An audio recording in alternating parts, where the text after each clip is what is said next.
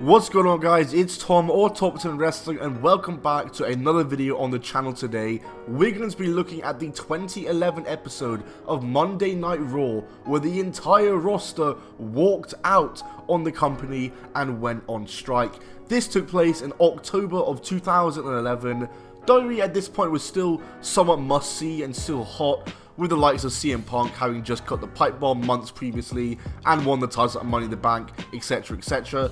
But at this point, Alberto Del Rio was the WWE champion and everything was a bit convoluted. Before we do get into this video though, I'd like to thank my Patreon supporters Marky D, Alan Barkley, Efran Martin, Gravedigger33, Jonathan Thompson, Cedric Cowan, NX Gamer, and Paul Gollier. For exclusive content and more from me, check out my Patreon linked in the description down below. More and more of you guys are joining, it's really appreciated, and it would really help me during these trying times if you were to join my Patreon, and would be very much appreciated, of course. But let's just get into this video. Hey, this is your Olympic hero Kurt Angle, and you are watching Top 10 Wrestling. Oh, it's true. It's damn true.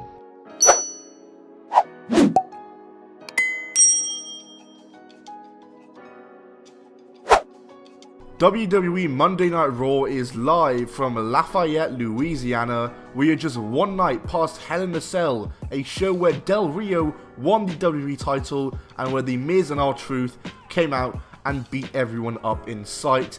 This is when Raw was the Raw Super Show, meaning SmackDown superstars could appear on the show, and the brand split was slowly coming to an end.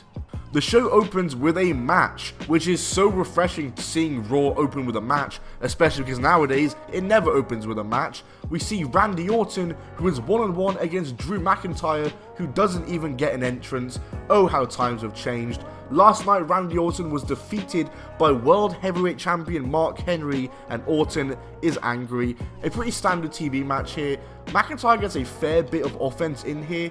McIntyre at this point was a jobber, and the days of him being the chosen one were behind him. However, he wasn't quite at the 3MB days yet. Randy Orton wins this match with an RKO in about 7 minutes. Decent stuff, and after the match is over, Orton RKOs McIntyre again, and Orton's meant to be the babyface, by the way.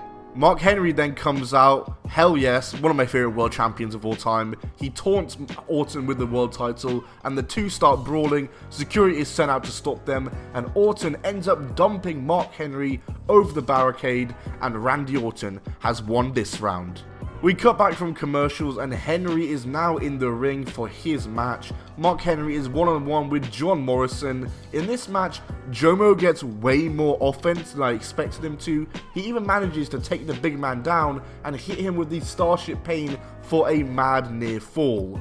But of course, Mark Henry wins this match with the world's strongest slam. I can't say enough good things about Mark Henry's world title reign in 2011. It was awesome. This match was short and sweet, and after the match is over, Mark Henry hits another world's strongest slam on John Morrison.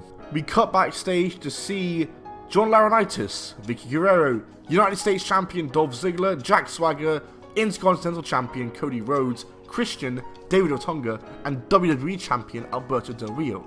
The superstars are all ranting about Triple H, and Vicky says they're going to present their case to the public, and they all head to the ring. Everyone gets some time on the mic here, and they all basically just say, we're victims of Triple H's actions, we're concerned for our safety. The crowd are fairly silent through all this until Vicky Guerrero gets on the mic, and the boos just erupt. What an unbelievable heel she was. I don't think there was anyone more hated than her while she was in the WWE. Triple H comes out and basically just calls them all soft and calls them all beta males, essentially, and he finishes off by saying, shut up, fight, and leave. Next up, we have a Divas match as Kelly Kelly and Eve Torres are out for a tag match. It's a Divas match in 2011, so let's see how long this lasts. Last night, Kelly Kelly lost her Divas title to Beth Phoenix, and they're going to be up against Beth Phoenix and Natalya, who were such a great team during this time, and Beth, especially in this era, was just amazing. She's one of my favourite women's wrestlers of all time, probably actually my favourite of all time. She properly carried this division, and her Divas title reign was really good. So let's run through this match though. Beth kicks Kelly in the gut, throws her out the ring, then Kelly slams Beth against the announce table a bunch of times, throws her tantrums, beats her up a bit, she's enraged, and the match is thrown out after about 45 seconds. Yeah, brilliant stuff. We then go backstage and see Triple H on the phone, but he is interrupted by John Laurinaitis. Laurinaitis says sorry for what happened last night, but he wants an apology back from Triple H as well. Laurinaitis then asks Triple H if he's scared of the talent's opinions of him. Triple H then grabs him and says he's afraid that Laurinaitis is undermining him or is too stupid to do his job, and tells Laurinaitis to gather everyone for a vote of confidence later tonight. We go back to the ring and Jinder Mahal is in the ring, future WWE champion. Santino Marella comes out and we got ourselves a match. Oh boy. Santino pretends to speak in Mahal's language and just goes biggly biggly biggly bong, Yahtzee. It was actually pretty funny. To which JR says, well, the closed captioning person just walked off the job. Brilliant line from JR there. The match goes about 20 seconds though, as Jinder misses a move into the corner. Santino hits him with the Cobra and then wins, and that's basically all she wrote for the match. We then see a video package for Brodus Clay, who is being built up as this monster heel, and it's looking as though he's coming to Raw soon. What would end up happening though is this push was scrapped, and he would become the Funkasaurus instead. Amazing stuff. Next up is a 12-man tag team match. It's CM Punk, John Cena, Sheamus, Mason Ryan, Kofi Kingston, and Evan Bourne versus Alberto Del Rio, Cody Rhodes, Dolph Ziggler, Jack Swagger, David Otunga, and Christian.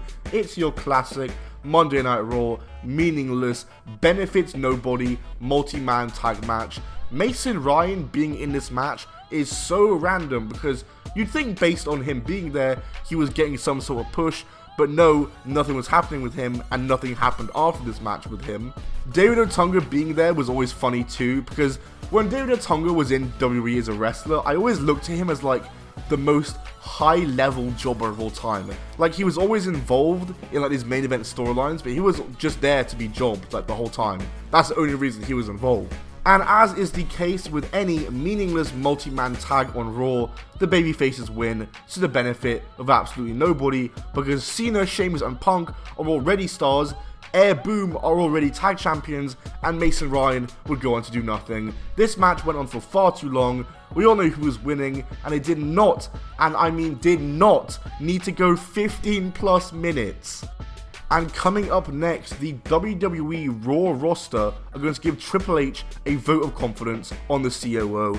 A bunch of different divisions start making their entrances, starting off with a bunch of heels from Raw, then some SmackDown wrestlers, then the Divas led out by my queen Beth Phoenix, then the referees are even coming out for this, then some more SmackDown wrestlers including Mark Henry, then the babyfaces of Raw including Air Boom, and then Jerry Lawler comes out, who's making his return after being attacked by Mark Henry.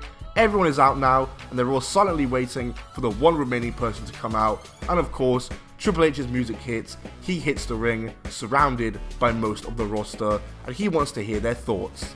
Triple H gets on the mic and says this is a job he was given and not a job he asked for. He calls R-Truth and the Miz babies. He says he likes seeing people get the crap beaten out of them, and he thinks the WWE Universe loves it too.